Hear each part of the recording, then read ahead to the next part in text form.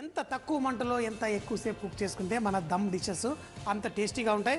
కానీ ఎంత తక్కువలో పెట్టినా ఇక్కడ బుడగలు బాగా వచ్చేస్తున్నాయి. స్టవ్ కట్టేద్దాం. కట్టేసి ఒక 5 నిమిషాలు ఆగితే అందులో ఉన్న మంచి ఫ్లేవర్ అది ఇది ఉంటుంది. మరి చాలాసార్లు ఏం చేస్తారంటే వేడి వేడి బొగ్గు తీసుకొని ఇందులో పైన తేలే నూనె అందులో వేసేసి మరోసారి మూత పెడతారు. ఆ పొగవాసనతో ఇంకా బాగుంటుంది. సో ఈరోజు అయితే అలా చేయట్లేదు. కానీ మన దమ్ ఆలూ బెండి రెడీ అయిపోయింది.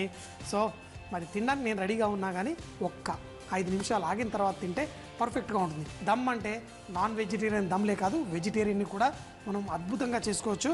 ఇది అంతే అద్భుతంగా ఉంటుంది. మరి తిని చూద్దాం. 3-4 నిమిషాలు ఆగిన తర్వాత కూడా ఇంకా ఈ బుడగలు మాత్రం రావడం తగ్గలేదు. దాంట్లో నుంచి ఏదో మంచి బిర్యానీ చేసుకున్నట్టుంది. కావాలంటే ఇందులో మీరు కొంచెం అంత పుదీనా కూడా వేసుకోవచ్చు. మీకు కసూరి మేతి వాడాలని లేకపోతే ఆ పుదీనా వల్ల కూడా దీనికి మంచి టేస్ట్ వస్తుంది.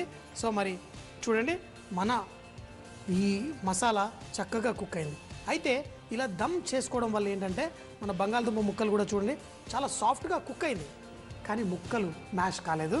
అలా కొంచెం ఫ్రై చేసుకోవడం వల్ల ఈ బెండకాయ, ఈ బంగాళదుంప చూడడానికి మీకు ఇది కూర్మాలా ఉన్న కూర్మా కంటే 4 ఇంతలు టేస్ట్ బ్రహ్మాండంగా ఉంటుంది. ఆగలేకపోతే ఇంకా కొంచెం వేసుకుందాం. లోపల నుంచి తినాలి అనే కకృతితోటి ఇంకా కొంచెం వేసేసుకున్నాను. సో మరి చాలా వేడిగా ఉంది. కాకపోతే స్లోగా వేసుకొని కలిపేసుకుందాం. ఏంటంటే ఈ కూరల్లో చాలా ఇష్టమైంది గ్రేవీ. ఇందులో వేసుకున్న తర్బూజా గింజల వల్ల మంచి ఈ గ్రేవీ బ్రహ్మాండంగా తయారైంది.